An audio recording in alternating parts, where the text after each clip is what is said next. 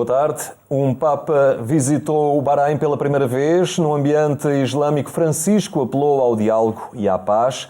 Uma viagem que vamos analisar com Otávio Carmo, vaticanista e chefe de redação da agência Eclésia. Mas primeiro olhamos as imagens e as mensagens da Semana do Papa, com destaque para esta viagem à Península Arábica.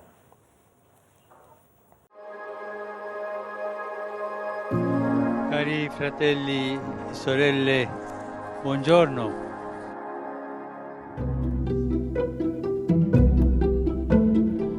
Francisco fez história ao tornar-se o primeiro Papa a visitar o Reino do Bahrein.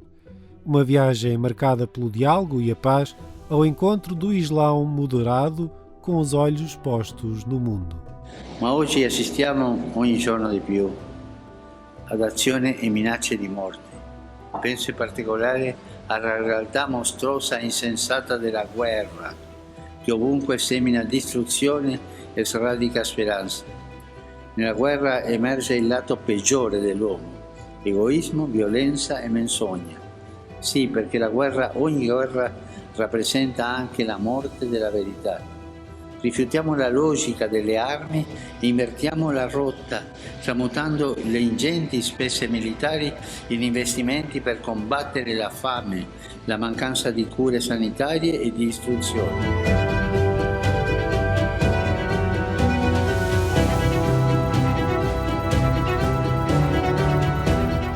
O Fórum do Bahrein para o Diálogo entre Oriente e Ocidente foi o compromisso inicial do Papa nesta viagem. Um encontro que partilhou preocupações dos vários participantes relativamente ao conflito na Ucrânia e com o terrorismo. Se diversi potenti trattano tra di loro per interessi di denaro o strategie di potere, dimostriamo che un'altra via di incontro è possibile. Possibile e necessaria, perché la forza, le armi e il denaro non coloreranno mai di pace il futuro. Incontriamoci dunque per il bene dell'uomo e in nome di colui che ama l'uomo, il nome è pace.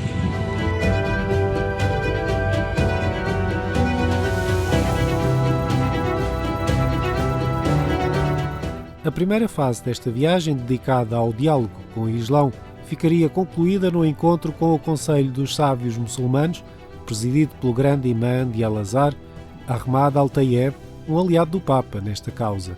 Já na Catedral de Nossa Senhora da Arábia, onde se iniciou a etapa da visita dedicada às comunidades cristãs, na tarde de sexta-feira, o Papa presidiu a uma oração ecuménica pela paz. In realtà, non solo qua in terra, ma anche in cielo, c'è una scia di lode che ci unisce.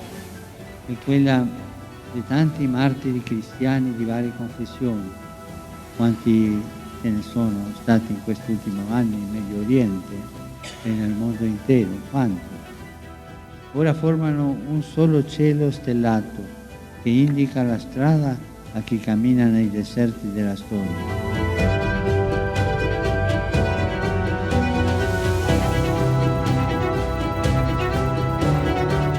Num país com forte presença de imigrantes e uma comunidade cristã que representa cerca de 14% da população total, o sábado começou com um momento histórico, a segunda missa presidida por um Papa na Península Arábica. Reuniu cerca de 30.000 pessoas no Estádio Nacional do Bahrein. Esto nos pide el Señor, no que soñemos con un mundo irónicamente animado por la fraternidad, sino que nos comprometamos en primera persona, empezando por vivir concreta y valientemente la fraternidad universal, perseverando en el bien, incluso cuando recibimos el mal, rompiendo la espiral de la venganza, desarmando la violencia, desmilitarizando el corazón.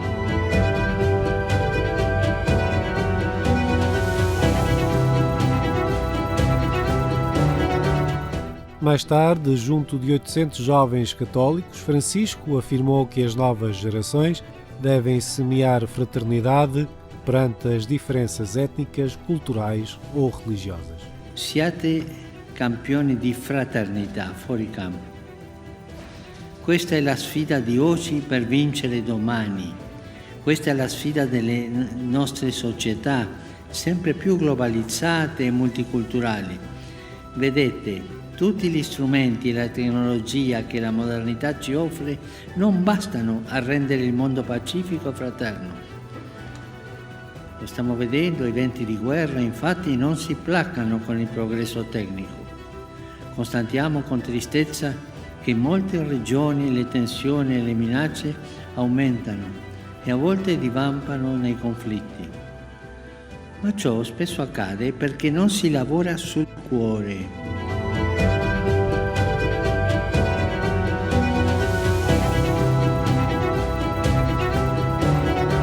O programa oficial da visita encerrou-se com uma breve passagem pela capital do país, onde o Papa visitou a primeira igreja católica construída na Península Arábica, a Igreja do Coração de Jesus, deixando mensagens em favor do diálogo e da fraternidade. Per essere credibili nel dialogo con gli altri, viviamo la fraternità tra di noi, facciamolo nelle comunità, valorizzando i carismi di tutti senza mortificare nessuno. Facciamolo nelle case religiose, come segni viventi di concordia e di pace. Facciamolo nelle famiglie, così che il vincolo dell'amore e del sacramento si traduca in atteggiamenti quotidiani di servizio e di perdono. Facciamolo anche nella società multireligiosa e multiculturale in cui viviamo, sempre a favore del dialogo, sempre tessitori di comunione con i fratelli di altri credo, con i fratelli di altre confessioni.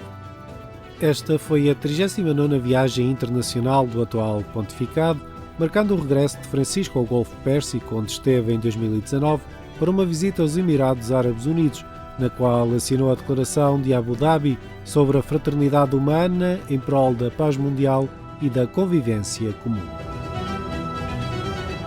E non dimenticatevi di pregare per me. Arrivederci. Uma viagem que agora analisamos com o chefe de redação da agência Eclésia. Otávio, obrigado por estares aqui no programa Eclésia.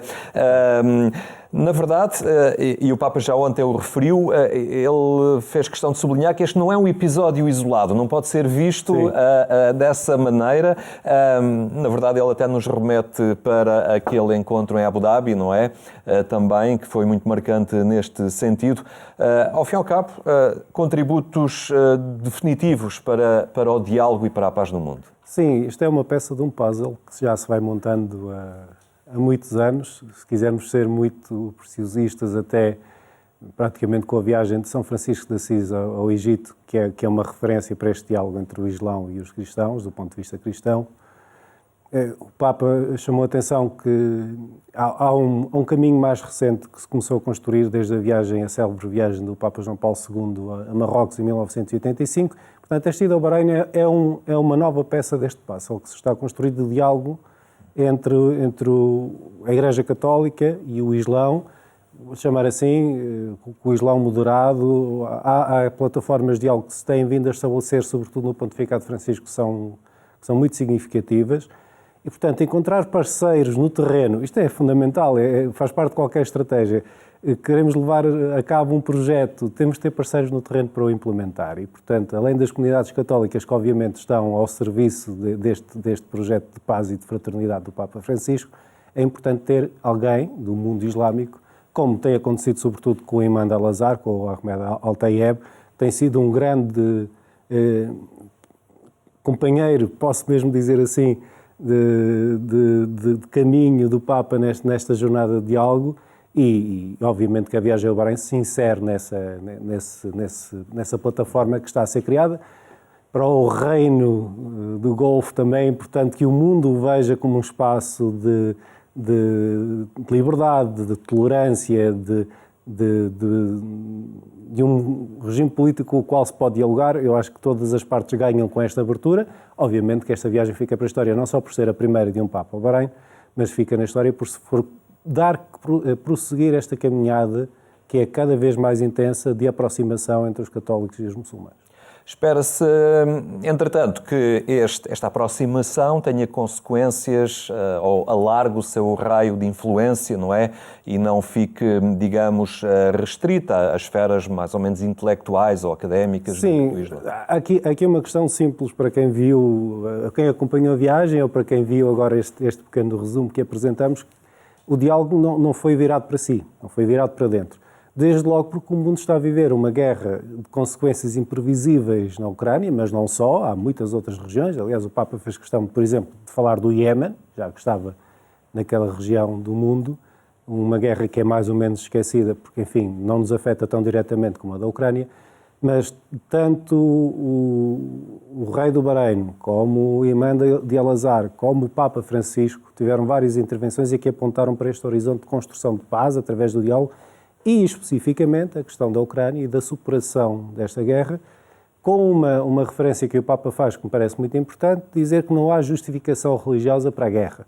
Nós temos este discurso aplicado ao terrorismo várias vezes e ao fundamentalismo religioso, ou seja, não há nenhuma violência que possa ser justificada com o nome de Deus. É importante ouvir isto da boca do Papa, é importante ouvir isto da boca de responsáveis islâmicos. É importante começar a ouvir isto também da parte de responsáveis políticos que se aproveitam da religião para promover guerras. E, portanto, percebeu-se que aqui houve esta preocupação. Eu não vou dizer que foi uma indireta, porque ela é bastante clara. Todos aqueles que estão a tentar justificar a guerra usando a religião como fundamento teórico de uma invasão de um território, especificamente na Ucrânia, têm de ser desautorizados. E acho que para isso é importante que haja assim uma vaga de fundo e que quanto mais gente possa concordar com esta ideia, melhor. Este gesto, como referias, acaba por ter também esta capacidade de ir envolvendo mais lideranças religiosas. É bom que não seja apenas o Papa. Sim. Ao domingo, não é? A apelar pelo fim da guerra, seria de replicar também por mais líderes religiosos. Voltando à ideia do puzzle. Em 2019, como tu já referiste, tivemos a assinatura do documento fundamental sobre a fraternidade humana em Abu Dhabi. Ainda este ano o Papa esteve no Cazaquistão, em setembro, para um encontro mundial de líderes religiosos e de religiões tradicionais. Portanto, um grande número de representantes das mais diversas religiões do mundo, não só cristãos e muçulmanos, mas das mais diversas proveniências, unidos também nesta ambição de paz, de fraternidade e de diálogo. A partir de agora, é difícil, até para as dinâmicas que surgirem no terreno, como estás a dizer, têm a validação das lideranças. Muitas vezes há resistências, há desconfianças, mas a partir do momento em que a liderança valida, diz, é preciso fazer isto, é preciso fazer desta maneira, tudo bem, mas é preciso fazer, penso que haverá mais possibilidades de replicar estes momentos, sem dúvida nenhuma. No Bahrein, o Papa Francisco também se encontrou com a comunidade católica local, cristã. Houve um encontro ecuménico numa catedral cristã, não é?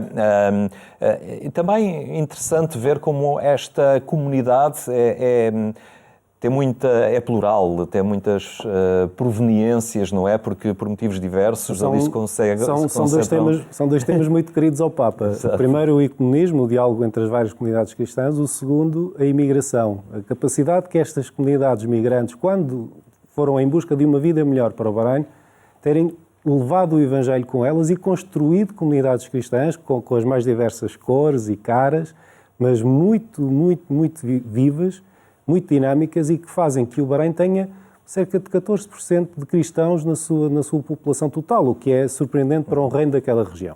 Há uma coisa que a mim me tocou muito como português, porque muitos dos católicos são de proveniência indiana e muitos dos nomes que foram lidos, porque o Papa ouviu vários testemunhos, e muitos dos nomes que foram apresentados ao Papa, motas, cotos, ainda se nota a marca portuguesa da missionação e é interessante ver estas dinâmicas que são próprias do cristianismo.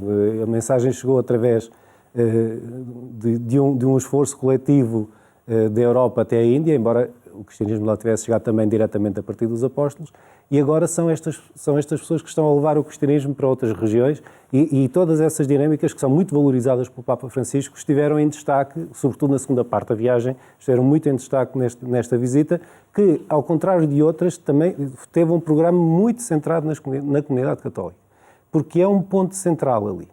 É um ponto central de diálogo, de convergência de forças, porque naquele contexto, aquilo que se chama o Vicariato da Arábia do Norte, Qatar, Kuwait, o Bahrein e a Arábia Saudita. O Bahrein é quem tem provavelmente a maior capacidade de congregar e de ter a comunidade em liberdade e a partir daí criar um foco de influência sobre os outros países. Importante também para esse foco de influência perceber como estas comunidades não são fechadas, não criam clivagens sociais, se integram bem, que contribuem ativamente até para criar um certo crescimento social naquelas realidades. Os testemunhos foram muito nesse sentido. O Papa ouviu católicos a falar de como estavam bem integrados e viverem em liberdade, e também ouviu muçulmanos que foram dar o seu testemunho, especificamente um jovem muçulmano, dizer que o Bahrein tinha muito orgulho em poder ter socialmente acolhidas todos os credos que contribuem para uma sociedade multirreligiosa, plural e esperemos cada vez mais livre também nesse sentido. Obviamente que esta capacidade de integração é algo que deve distinguir as comunidades cristãs. Neste caso, eu acho que tem muito a ver também com a capacidade de trabalho, integram-se pelo seu trabalho e levam este testemunho de fé que, obviamente, questiona muita gente e que faz com que, provavelmente, muita gente se queira aproximar, apesar das limitações até em termos materiais que esta comunidade cristã tem, se queira aproximar dela e perceber o que é que motiva esta atenção tão permanente, sobretudo a quem sofre e quem está mais excluído. Muito bem, Otávio, obrigado por esta partilha.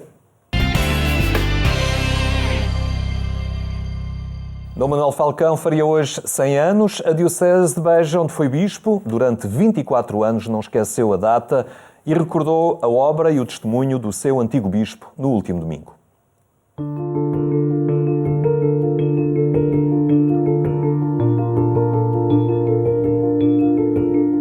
Era um homem silencioso. Falava pouco, mas quando falava dizia coisas que ficavam no ouvido das pessoas. Era um homem muito simples, um homem muito sábio também. Não desperdiçava palavras. Era um homem silencioso, simples e sábio. Dom Manuel Falcão nasceu há 100 anos, a 10 de novembro de 1922, na freguesia de São Mamede, em Lisboa. A Diocese de Beja antecipou o centenário de nascimento e já celebrou a vida, obra e testemunho do bispo que esteve neste território durante mais de 24 anos.